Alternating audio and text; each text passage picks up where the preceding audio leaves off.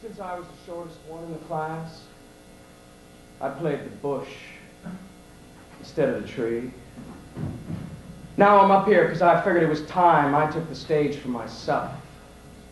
See, my old man said to give up acting, but the bite left its poison for good.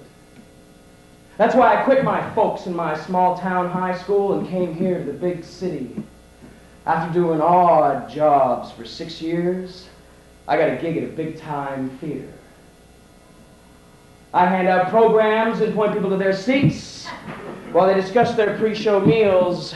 And when the lights go down and the curtain goes up, I watch the other actors act. Since it wasn't my style, I only last a while, 2 years to be exact. I wait for intermission. When the patrons returned, I'd say important things like, "Excuse me, sir, but you cannot bring that drink back into the theater." Most time they listen, but sometimes they don't, and this time this guy doesn't. I say, "Sir, those are the ruels. You must obey." But he calls me a munchkin, so I go to slug him, but they hold me back. So I quit for personal reasons. And I leave, and I walk up young to the peep show palace. I find my favorite booth and jerk off. But my head starts hurting, so I leave my palace, and I walk, and I walk, and I enter the lake, and the birds start chirping. "Sit, sit, sit. Sit down on the bench." So I do, and close my eyes and try to figure out what to do, till this paper flies in my face. It's the want ads, which I don't. But the sun peeks through and shines on jobs. Prepare photo medallions to affix to gravestones. Dress hair as requested by Japanese-speaking clients. Prepare and cook Ecuadorian and Pakistanese cuisine. But I only cook toast. Plus, I need a visit with my ganja shrink, so I can sort things out and think about my future. I walk home and I open my door. This guy's holding my prized possessions. My entire stash, all my cash, and the Walkman my ma sent me. "Look, asshole, take what you want. Just leave the weed, all right?" This is what I want to say. But I bite my lip because he's holding a knife. He backs to the door, opens it slow, and bolts down the hall. Now I'm standing here depressed till a smile comes to my face. With all the panic I forgot, I got an emergency dube. Now I'm smoking and thinking I'm broke, so how can I make some bucks? Maybe I'll try whoring, but I got no training. Plus I am not desperate. Then hey, he robbed me, why can't I rob too? And if you're gonna be a hood like Robin, why not go for the gold? I grab my cap gun, walk down Bloor, and stop at the TD Bank. Now I'm in, but I'm getting nervous because I'm stoned and still a novice. Still, I join the long line and act cool. And as I'm waiting, I see a big clock up on the wall. It's a big green one, and what it says is the TD $5 service guarantee. Never line up for over 5 minutes. So I keep an eye on the clock. Till the teller says, "Next." I've been waiting for 7 minutes. Can I have my $5? The ice queen says, "We'll do your banking first." Yeah, well, I got this rich aunt who's dying, so I'm looking for a bank because soon I'll be getting a fortune. We'll come back when she dies. Yeah, but in the meantime, see, I'm doing research. I'm comparing CIBC with TD for service and other stuff. Like what? My $5?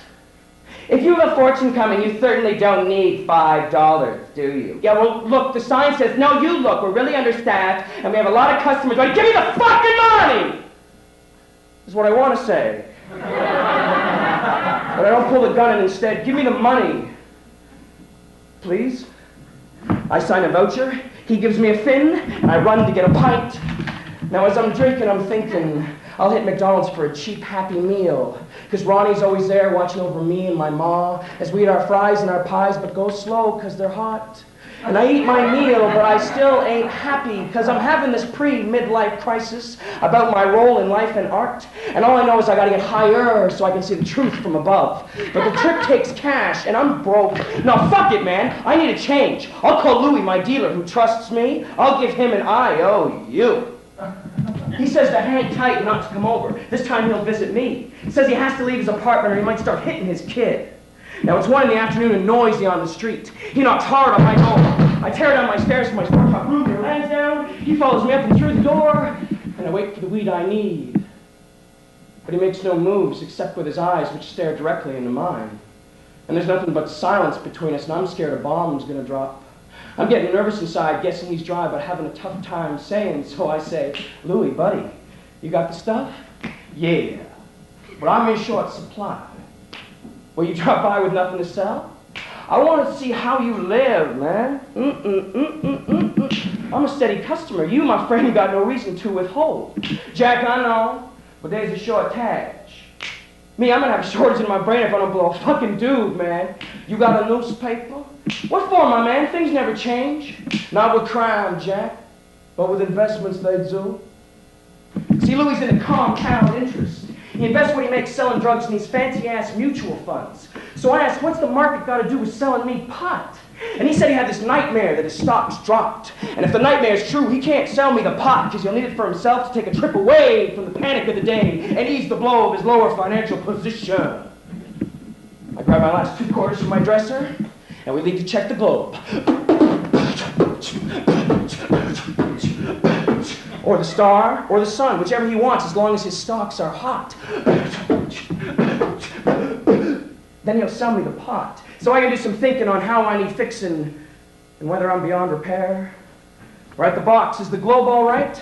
So I go to put in the quarters, but he stops my hand. And just using his eyes gets me to look in the box. And what I see is no papers, which is a surprise.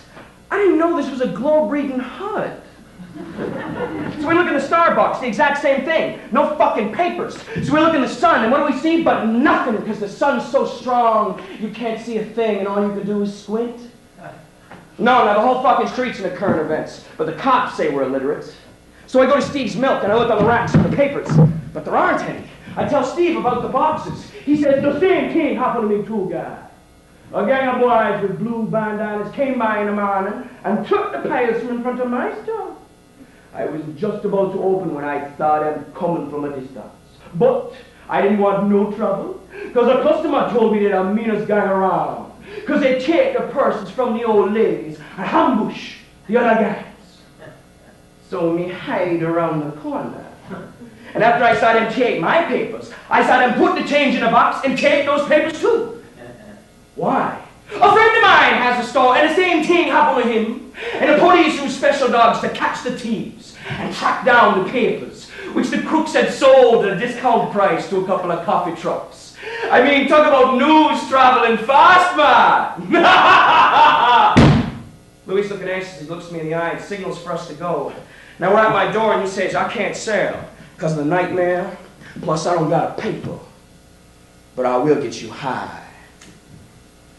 Now we're upstairs blowing the doob, and I want more of the same for tomorrow.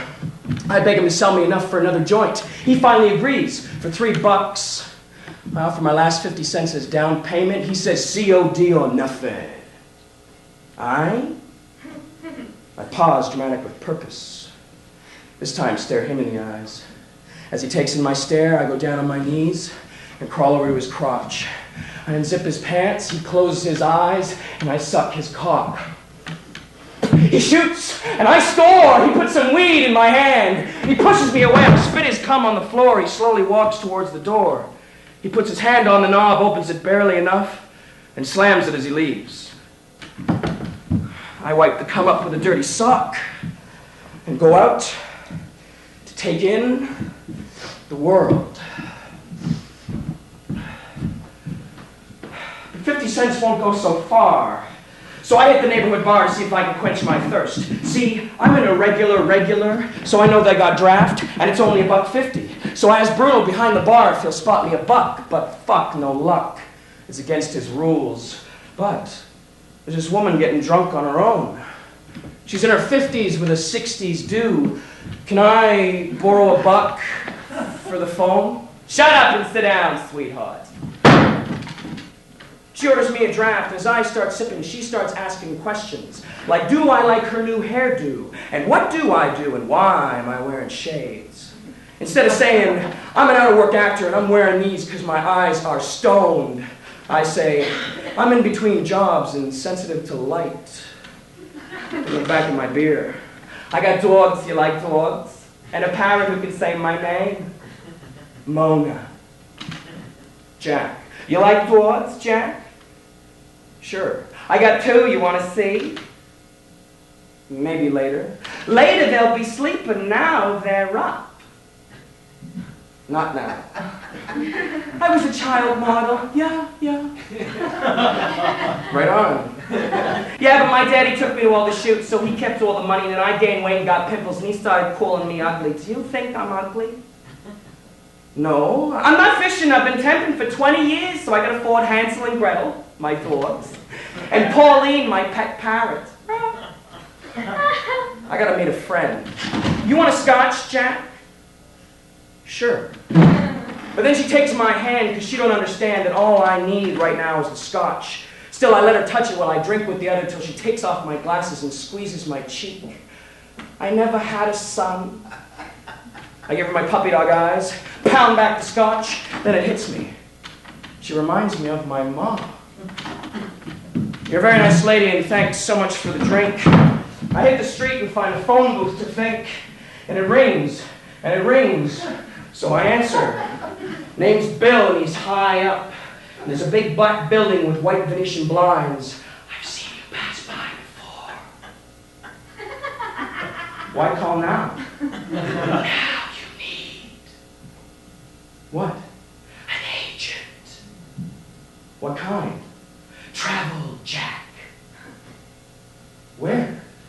He makes this sucking sound, and the phone catches fire like his mouth from hell, and it sucks in my hand and my head and neck, then my chest and legs and feet, and I soar down this dark tunnel faster than a speeding bullet. So out of nowhere flies this guy beside me like a fellow superhero. It's Bill, and we're laughing and screaming on this invisible roller coaster ride till we land on our feet. Souls absorbing the shock. And it's wet, but there's no rain. Just crippled umbrellas, spines busted by wind, stuck on side streets. So we find the main drag and see a sea of yellow cabs. I feel these arms take my chest and hug, but Bill's gone. Welcome back, Jack. I'm Alan. Cassidy said you'd be coming. I'm kind of freaked and kind of scared, but still I follow Alan as he leads the way down busy streets. He's my happy guide, showing me his town. And if this is the Big Apple, it's old and shined and bruised. And we are at the core. At a cement park as it's slowly getting dark. Would you like to play, Jack? Yeah. We enter the park holding hands and approach this group of men. And as we approach, the circle opens, we join and pick teams. And they give me these rollerblades that fit just right. And a stick signed by Gretz, and a Ranger shirt with a big C. And now I'm hot shit. And Sivery sings her hockey song as we warm up by skating around. We're ready to start the game. They drop the ball. I win the draw. Pass over to Alan. Alan crosses the center and passes to Bill. Now Bill back to me. Now it's 3-on-1 against my dad. I go over to Alan. Alan to Bill. Bill to me. I aim for the top shelf. Pow! The goalie gloves it. The buzzer sounds. He takes his mask off. James Dean. I'm sorry, man. I thought you could play. I want to punch him. But he reaches out his hand and mine meets his halfway. But before our palms touch, this beast charges in, snapping like a turtle on his speed. I bolt, and Bill follows, and so does the giant mutt. We run and hide in this fancy club, but they kick us out because we're wearing jeans, and the dog is still on our tail. So we duck into Dianetics, but they want to test us, and I hated school.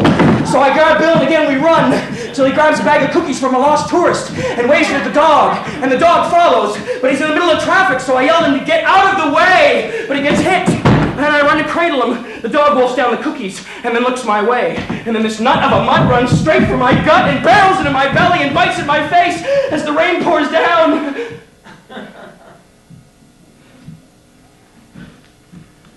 I stand slow, but I'm dry. Because I'm back in the booth. There's no Bill or Beast. Just me flying from the booze and the joint. So I stand here alone in my booth, and I feel like Clark Kent's loser brother, because I can't change my costume or my life. But luckily my luck does. Because on the ground I see a token. And since I got the lunches, I'll trade in for $2 and hit a hot dog vendor. So I stand on the street and ask people I meet if they'll help me by making a trade. But no one's dealing and it's starting to rain. So I take the token as a sign to travel. I hit Lansdowne Station. I see a busker with a banjo and a beggar holding a shoebox. And this teenage girl into the 70s trying to walk between. The busker steps close to her and sings to her dirty. And she tries to walk away, but the beggar blocks her. Now she's stuck and scared, so this grandma saves the day. Young man, you go and help her right now. Leave her the fuck alone. That's what I want to say. But I'm Canadian, so I tone it down. Hey, Julie, sorry I'm late. Would you two please leave my sister alone? The guys freeze and she's still kind of freaked, so I smile like a brother and reach out my hand. She puts her palm in mine and together we run from the thugs and Grandma smiles and I feel great for acting my part. Now we're alone and she hugs me and this is what she says. How did you know my name was Julie? We are so connected. No, but you knew my name. I'm high, it was a guess. Are you going my way? No, I'm waiting for a friend. Your girlfriend? Boy. And that was the end of that. After she leaves, I get on eastbound and I need to sit down. But there's no room, and this guy is sleeping, taking up 5.5 seats. And he doesn't smell too good, and he's got a garbage bag on for a coat and a hat that says Polo Ralph Lauren. And this wine bottle keeps following around my feet till this rabbi stands up. I sit down beside this nun who's knitting. Here I can chill. But the train gets stuck in between Lansdowne and Dufferin, and here's what happens. Though the nun's knitting and looks innocent, she starts pressing her thigh into mine. I don't know if I'm feeling things because I'm high or she's been stuck too long in the convents, but it's turning me off because I'm feeling guilty because when I was 12, I used to jack off to Sister Mary Frances. Oh, I close my eyes to escape the press, and I am falling out of the sky, the palest blue, like my grandma's loving eyes. I feel this parachute open, but I can't see it. I'm floating free, no strings attached. I come down slow with my legs crossed, landing in this big patch of grass. I try to get up, but I can't, so I let my eyes drink in the beauty. A river so calm and clean, with white sand and little pebbles, and nothing swimming, just me sitting here on this carpet-smooth green, like the green at the golf course where Laurie would take me to Neck when we were 16. And killing me softly is coming out of the birds. And I touch my wrist, and I can feel my pulse, and not the pulse of the city. I look past the river, and the sun's hanging like a painting in my gallery. I breathe deep and expand, and nothing blocks my air. But this calm needs noise. No, I need noise, because being here in this empty garden is like being in the most beautiful hell, because she's playing with her wool, and her press turns to a rub, and she's doing it so subtle, only I notice. Now the train starts up, but she's rubbing my leg in time with her fucking knitting. So I stand up and stare her down, and wait to get off it somewhere God will tell me. But there's no nun. There's this woman standing beside me wearing trendy Queen Street clothes with this button on that says, eat, fuck, kill. Things finally start to make sense. Life's not so complex, just follow your needs. And right now, I need to eat. I get off at Ossington and take the bus to Queen in honor of my Queen Street lesson. And as I wander around, I see a sign that says the Theater Center. I've heard of it, but I've never been, so why not see if they're casting? The front door's locked, but the side's open. I go in and up to this woman behind a desk. She's smoking and talking on the phone about the cruelty of government cutbacks. Tears come to her eyes as she slowly hangs up, then pauses like a Pinter play. She looks in my eyes, and I too want to cry, but I'm there to get work, so I smile. Hi there. I'm Jack. Are there any auditions? Theater is dying. For a second I stand suicidally stuck. But if it makes you feel better, you can put your picture and resume here, in this untouched pile. Well, I don't got those, I'm just getting restarted, but I can show you my stuff. No, we don't do auditions. Well, we don't do auditions. Well, it'll only take 2 minutes. You're wasting the only people for me are the mad ones. The ones who are mad to live, mad to talk, mad to be saved, desirous of everything at the same time. The ones who never yawn or say a commonplace thing, but burn, burn, burn, like fabulous yellow Roman candles, exploding like spiders across the stars, and you in the middle see the blue center light pop, and everybody goes, oh. What was that? Kerouac. Do you have something from a play? Yeah, maybe I ought to get married. Maybe I ought to get stuck into something. Maybe that's my trouble. I'm like a boy. I'm not married, I'm not in business, I'm like a boy. Are you content, Hap? Biff. Do you have something Canadian and contemporary? Yeah, no problem. It takes many incidents to build a wall between two men, brick by brick. Sometimes you're not aware of the building of that wall, but sometimes you are, though not always strong enough or willing enough to break it down. It starts very early, as it did with my father, very David French. It's a good play. It's from the 70s. Well, that's all that I know. Well, why don't you come back when you let go of the past? If I connect to this, it's been done to death. Well, not my way.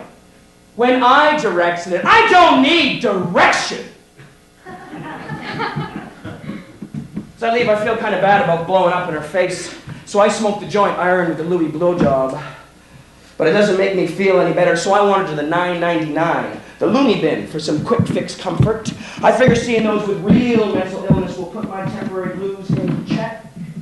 I asked this woman in the front hall if I can take a look around. This is not a zoo, young man. Yeah, and who are you? One of a handful of administrators who runs this fine facility. Yeah, I was wondering if I could take a break, you know, from out there. Why here? Well, I'd like to talk to some of the patients. What for? I'm doing research for a role. A movie? Yeah. Which one? It doesn't have a title yet. Where's it set? Mental place. Which one? I'm not the writer. To fulfill your motivation, you must know precisely where you are and exactly what you want. Well, thank you, Uda Hagen. You have no respect for acting. No, okay, she didn't say that. She didn't say this. You'll be honored to know that I've taught the boards at many a national theater. Yeah, I'm honored, but if I needed lessons, who are you playing? The lead. Name, Jack. And yours? Jacob William II. And do you have an agent? Jacob Williams, is it? Soon. All good actors have agents who help them. Yeah, and all good boys go to heaven. How did you get the part without an agent? Well, I know Garth Trubinsky, and he told me to audition, and I blew the director away. Which director? Oh, someone real famous. Who? It's top secret. Tarantino? Yeah. The Tarantino? Well, how many Tarantinos do you know? Well, you tell Quentin that if he needs extras, as soon as I'm free, I'll be there. Okay, when's that? When my mummy comes to get me. I'll tell you. So I leave, this guy grabs my arm and asks for a butt. I give him one and he signals to come. I follow him down this long corridor and we end up in this big room. There's no smoking signs all around and plenty of people smoking. They're all looking off into the distance and drinking out of paper cups. So I figure I'll join them and smoke a butt. Oh, then the munchies really hit. I look and I see two machines. One's for coffee, one's for sweets. Only problem is sweets are a loony, and I only got 50 cents. And the butt-wanting guy comes back and asks for another. I'm really broke, so you can have the rest for a mere 50 cents. He takes the pack, counts the 7 butts left, gives me a loony, I give him the quarters, and head for the waiting treats. Now there's a wide selection, but I know what I want. So I insert and go for eat more. Because it's a long chew and all it takes is time. So I hit E4 and wait for my eat more as my mouth starts drooling like a dog. The steel spiral pushes the bar forward and I can taste it on my tongue. But my eat more isn't dropping. My eat more is stuck. I don't know if it's the angle or if the stickiness from the toffee went right through the wrapper and stuck to the metal, but if they can come up with heavy-duty condoms, at least they can make a non-stick wrapper. But because I'm tough, I don't panic. I gently shake the machine like I did when I was a kid, when the pinball got stuck and I didn't want to tilt. And I'm trying to do it in a controlled way, but because it's big and bulky and I'm not, I'm having a little trouble. And this woman in her 30s who doesn't even work there says, "Don't do that." I read the story in the Inquirer about a machine like this falling on a person in need of a fix, and the person died because he tried way too hard to get his stuck. Oh, Henry. I don't believe what I read, especially not in the Inquirer. I go back to my machine and back to my mission and try to shake the fucker. And this guy who's also a patient stands up and yells real loud, "I read the same story in the New York Times, so let the eat more go and get on with your life." But no, I'm not only starving, I got a real strong craving. So I try again, but they pull me away, and I do not break down and cry. And this woman in her 60s with yellow fingers says, "What's your second favorite?" Mars bar. She pulls out her change purse and one at a time puts in 20 nickels. She presses C3, reaches in for the bar, hands it to me and says, "Use the energy it gives you for good." I give a nod and quietly leave. Out on Queen, it's loud and busy, so I make a right on Walnut. I'm about to open my Mars when I get stopped by these two guys. One short, one tall, both early 20s, clean cut, blonde hair, black suits. And each of them has a name tag on that says Church of Jesus Christ, Latter-day Saints. I'm Elder Turner. And I'm Elder Russell. And what's your name? Jacob. God loves you, Jacob. Yeah, look, I'm in a bit of a rush and I'm having a bad day. Why? Well, it's a long story. We have time. What are you guys on? Why? You're so happy. We have God. And we'd like to share him with you. Yeah, well, look, I don't trust a couple of guys. We're just Mormons. Like Donnie and Marie. They look vaguely familiar. Sing, Elder Turner. I know that my Redeemer lives. He's been so inspired since we saw Phantom. I sat them before I got fired. What do you do, Jacob? Stage actor. So you know what it's like to perform for others.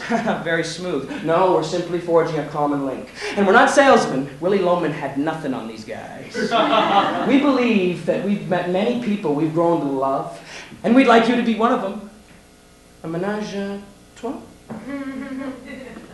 We believe the biggest joy in life, besides serving God, is a healthy family unit. So when you marry, which we have no doubt you will, keep in mind that Mormons have the lowest divorce rate, a mere 25%. And while some people see the Book of Mormon as just a nifty story, we've both had experiences in Spanish, which neither of us speaks. But because we're led by God, who gave us the gift of tongues, whenever we encountered Spanish speakers, because we were talking about Jesus, we suddenly started speaking Spanish. I'm a fudge-packing faggot. Not a problem. The only time you fall into the volcano is when you're close to the edge. Hey man, I've been in so deep if I touch you, you'll melt. We can cool you off. You simply broke the law of chastity, which says you can only have sex with your spouse. And since you're not married to the men you slept with, I like getting fucked by men. If you want to inherit the mansion, you have to be more like him. Father is not going to turn over the business until you learn to run it! Russell, why don't you go back to that lovely lady who wanted to be baptized while I continue here with Jacob? Okay. So the short guy leaves, and it's just me and the tall guy. And there's a pause, and he speaks in Spanish, and I swear to God, this is true. Yo pienso que tú eres muy sexy. What? He thinks you're very sexy. God? The Spanish guy. Which Spanish guy? This one. The last thing I need is a closeted Mormon with a bilingual split personality. But he's cute. So I go to kiss him till he pulls away and the short guy comes back and we all stare at the ground. Nice meeting you guys. Thanks for sharing. Gotta run. And I do. Up to Niagara, then turn left. Then make a quick right on Richmond, then another left, then another right. This car screeches through a stop sign. I dive over the hood before it hits me. This guy gets out, jump, get in the fucking car. No, that's all right. Drive. Where? St. Moit's Hospital. What? There's a lit joint in the ashtray and vodka spilling on the dash. Now he takes off his shades and I take a quick peek. Now you won't believe this, but it's the guy with the knife who took my weed, my cash, and my music. You're moving up in weapons. Necessity's the mother of fucking invention, Rui. Right. We're at a red. Can I have a toke? Yeah, just watch the fucking road, all right? All right. I take the joint, take 4 hits, And we take off. As we take off, I reach into my pocket. What the fuck are you getting? Oh, just my Mars bar. No, eat these. They're healthy. No, really, I don't. Eat the fucking prunes! I've never tried prunes before, so I try them, and they're good. Would you fucking hurry up? I'm in a rush already. Now he's drinking vodka and I'm popping prunes and speeding like when I delivered pizza. Only now I'm not popping prunes but bennies, because now I got some cash. See, my buddy Frankie has a pony, not the animal, but a real car, and for $10 at night plus gas, he lets me rent it. And I got 4 pizzas as co-pilots, and they can't read the map. If I don't get them there in 30 minutes, my boss loses the cash. So I push the pedal to the metal and burn, baby, burn. Tunes a blaring, bringing food to the hungry, and getting tipped $1, and then we get like 20 orders in 10 minutes. It's like all the customers are calling each other saying, order, order, order! And I'm driving the next batch, and I'm thanking the fast food god I don't work for Swiss Chalet, because they got a lot more area to cover. They go straight south to Lakeshore. If that wasn't there, they go straight to fucking Buffalo. And as I pull in, my ex-wife's in labor with my baby. And if her and her fucking fruitcake boyfriend think they're not going to let me see that kid, they got another thing coming. Right. I was at St. Mike's and I ate the whole bag of prunes. He says I should get checked out. I said, no, I'm fine, thanks, just for a couple of bruises. Well, thanks to the ride there, cutie. Up the raft. The what? I get out, ow. I go into Emerge and they tell me to wait, so I read about crack in Time, and then I start farting and I don't know why. I think it was the prunes that did it.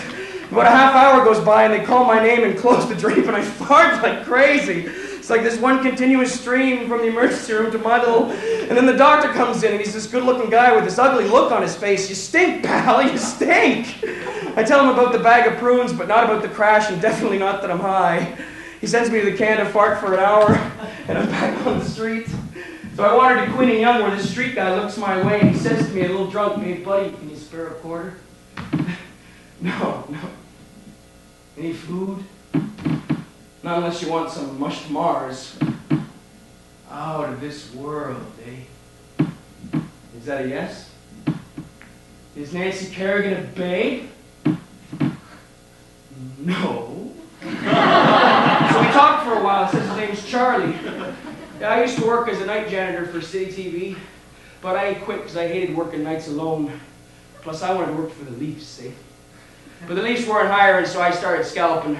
When I started scalping, I had to work for this other guy. And when this other guy took me on, he says to me, he says, don't fuck with me and stay in my sight, or I swear on Bobby-Orr's knees, I'll bust both your legs. Eh? And while I loved hockey, this was business. So I had to play the game, eh? Oh, geez, I sold well and I worked hard, but my boss, he'd never let me watch. No, he'd rip up the tickets right in front of my face. Well, if he didn't, he thought I'd sell less, so I could see some of the Leafs, eh? After scalping for a season, I walked because I was stuck on the street. No, I never made it into the gardens. Not even an exhibition game, eh? But I'm on the street now, I'm used to it, and I like people. Yeah, the last time I saw my girl, she was 5, eh? And I took her to the center island, and we went riding on the rides and swimming in the lake. And at the end of the day, I bought her an ice cream, and she fell asleep on my shoulders, and the ice cream ended up on my head. I love you, Daddy. You look lonely. Sometimes. When? Nights. He goes into his duffel bag, which except for his sleeping bag is all Charlie has. He pulls out the shirt some guy dropped in his lap. Said he hoped it would bring him luck, but it didn't yet for Charlie, so he offered it to me instead. It was a little tight, a little dirty, and that's what it read. How are you for cash? Oh, I say I'm flat broke. He puts a ball cap in my hand. Go ahead, you can keep it. It's an extra. Just go away and pick a spot you get to like. And the best way to earn is to sit sad and silent and let the givers feel good about giving. I shake his cold hand and take his advice, and with hope, get on my way. I pick a spot near Young and King where I keep very quiet and act very sad. But all the workers are rushing off to lunch and coming back empty in return. I'm about to quit when this guy drops in a loony, and this woman does the same. And this bike courier sees him and drops in a toonie. And this nun walks up silent and stares. I look at her eyes and then back at her thighs to see if she's the one. But I can't tell because they all look the same to me. So I wait for a cue from her. She goes into her purse, pulls out a 20, puts it in my hand, holds tight, and slowly walks away. This shirt is working. When you need the cash, you take the money and run. So I get up. Plus, I want to tip Charlie, but I need the cash, so I don't give him any. On the way home, I notice I'm smelling kind of dirty, but now I got some green, so I can buy some soap and wash my t-shirt, too. At the laundry, it's all but vacant except for me and some spinning machines. Till 1 minute later, 2 women walk in and put their stuff in 3 dryers. A short while goes by, and out of the corner of my eye, I spy the one woman holding the other. Now we're all standing still and silent, waiting for our machines to stop. Except the 2 of them are looking into one dryer like it was a campfire on a clear summer's night. Then they turn to each other and kiss. I walk over to them. I don't know why. You guys look good together. Yeah, can you believe it? I'm a vegetarian and she's a meat cutter. I guess opposites attract. You got that, Jack. I take my load home and put on my t-shirt, then some aqua velva. I grab $10 from my panhandling pile and go out to find a friend. And since I want the opposite, I go somewhere I've never been, the Ontario Gallery of Art. I'm in there buying a ticket, and the guy who's selling's like, GQ, perfect. Well, maybe not perfect. His nose might be fixed, but if it is fixed, it's fixed perfect. 1, please. I like your shirt. Thanks. Are you alone? Yeah. He's tall and toned and kind of refined, like he always showers and shaves. His hair's all gelled and combed, and he smells like French cologne. Our eyes connect, and he's got control of my soul. Instead of giving me a ticket, he's breathing into my gut. My heart's pounding, yelling at my brain, now or fucking never. I'm about to explode when he whispers, what? I'm off in 5 minutes. I breathe deep because I can see the future and I don't want to blow it. I'll wait outside. Now as I'm waiting outside, I'm trying to stay calm, going through my plan. Cheap supper, long walk, get to know each other slow. Cheap supper, long walk, get to know each other slow. Cheap supper, long walk, get to know each other. I know this trendy little spot around the corner. Jack. Walter. The spot is a pub. They specialize in wings and fries and, of course, beer. No beer for me, just ginger ale. It's on me, man. He orders a pitcher of blue. Wings, he asks. Sure, he orders a pound like that. The pitcher comes fast and he smoothly breaks the ice. I have an MA in art history from U of T, and now I work at the AGO. And you? Film actor. Have you been in anything lately? No, but I'll be starring in the brand new film by the Quentin Tarantino. I love Tarantino. Yeah, well, before I came to the city, I used to play hockey on the pond. How manly. We drink 3 pitchers and eat 2 pounds. He says he was drawn to me right away. I say, yeah, me too. And then he stares in my eyes and starts and keeps on smiling. Says, you're a beautiful man with a beautiful soul. Would you like to come back to my place for tea? I ask, how far? Around the corner. We walk fast through the damp wind. As he opens the door, he offers me a joint, and after 3 pitchers, I'm like, why not? He puts on the kettle along with some loud opera music, rolls the joint, and we start to smoke. Now, it's windy and cold outside, but all of his windows are open. He says it's refreshing, but I'm like high and freezing. Would you please close just one? But he won't, because he's claustrophobic. Says the tea will warm you up. He unplugs the kettle, and instead of tea, brings back 2 shots of rum. He shoots his, then without warning, slobbers a kiss on my lips. I chase it with my rum. Now the joint was strong, and I'm feeling queasy. He runs his fingers through my hair. I say, I feel sick. He unbuttons my shirt, responding with his fingers. I turn away and push his hands from my chest and stumble towards the can. The walls are turning. My face is burning. I wish I could hug my mom, because she'd calm me down and help me to breathe, like that time at the pond when I thought I'd drown. Now I'm sitting with my head in the bowl for what seems like 10 hours. The opera is screaming. My mind is going deaf. I pray I can walk away. I feel the puke come and I heave and the sweat starts beating up on my face. Are you okay? Yeah, I need some space. Put this around your neck. He throws me a towel soaked in cold water and I feel like I'm going into shock. I take the towel off and sit in the dark. And for now, I'm not stuck. No one can touch me here. I'm safe here. I stand slow and then sit because I feel like diarrhea. Are you okay? Yeah, I need some time. Can I come in? No!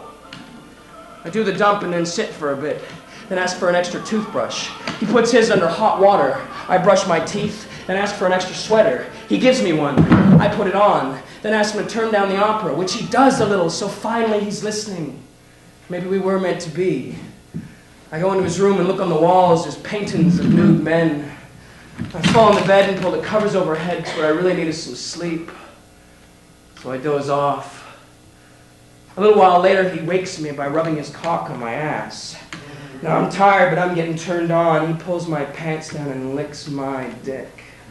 Then he stops, makes a face, and says, "Let's take a shower." No, I'm cold. It'll warm you up. I resist. He takes off my sweater. Next thing, we're in the shower.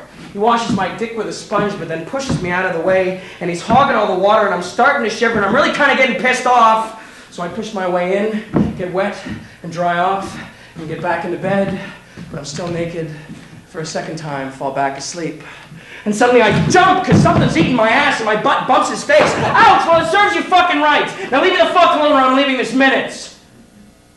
Now there's silence, so the bluff worked. I'm too tired and weak to leave. I turn away, and for a third time, fall slowly back asleep. A little while later, I don't know how long, he wakes me by jumping on my back. He yanks a towel around my throat and says, "Hold still, or I'll kill you." I obey because I'm losing air, and he starts shoving his dick hard.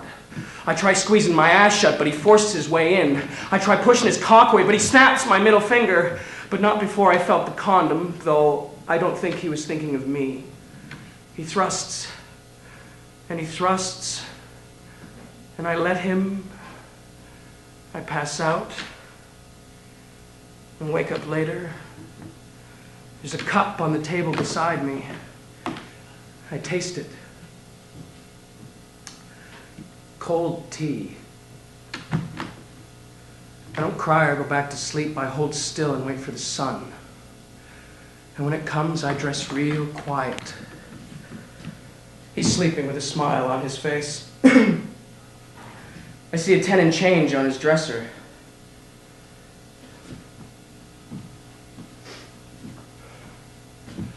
I walk alone back into the world and wander from street to street. I don't feel high or hungover, just burnt from skidding too long. I need someone to say something, but they're all walking too fast. I see an axe by the side of the road. It's old and rusty and dull. And as I pick it up, I start to sweat, then walk to visit Walter. But this white Porsche pulls up beside me with a blue maple leaf on the hood. And out steps Charlie, dressed as a nun. Says, "Get in, he wants to take me to McDonald's." I hide the axe in a bush, knowing I'll get to it later. Now I'm in the car, and Charlie's driving slow, waving to all the people. But they're all looking back stunned at the beggar nun in the Porsche. I ask Charlie for money, and he gives me a cap, white, with a pink cross. I punch it from his hands, pull my cap gun, and make him take me to the bank.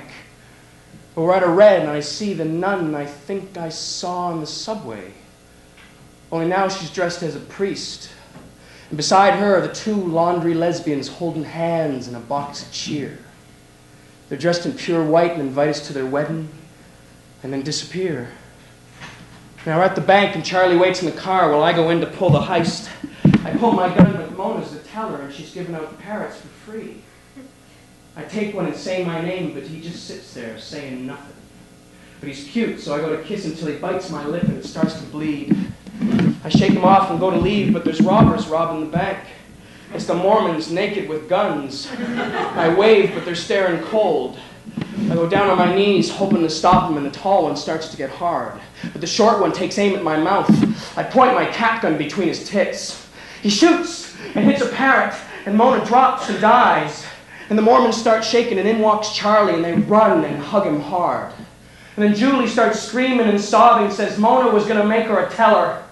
I look at her eyes until she faints. I kiss one, and then the other. I go to leave the bank, and another car pulls up, and he rolls his window down. It's the guy I took to St. Mike's, and he asks where I want to go. Except now he's dressed as a chauffeur, and there's soft music playing and no joint or vodka spilling. In the car is Frank's pony, but it's clean and there's no pizzas. I ask him to take me to the docks. He nods and we're on our way. We get there, I offer to tip him, but he refuses and kisses my ring. It's a gold one with just a J, and except for the ring, I'm dressed the same. Now I'm all alone on the ferry, taking in the burning city. The banks, the tower, the dome, all glowing in flames. And as they fall, I see High Park, where I first went when I came to town. I beam like a star on Star Trek, and I'm hanging by a branch in a tree. Couples walking, families walking, men standing alone. I smell sweetness come from above. My ma in her apron making whipping chill. I know it's your favorite. My pa is smiling at me with his rotten teeth. I look for an opening, I run, but there's no way out, till it starts to pour rain and the trees start to melt, and now they're straw, and now they're mud, and again I run, but I'm stuck in the shit and sinking quick, and screaming till my voice cuts out, till an arm reaches down, and I'm fighting the shit, and I reach up and I grab it, and I look up, and the face is pus and mold.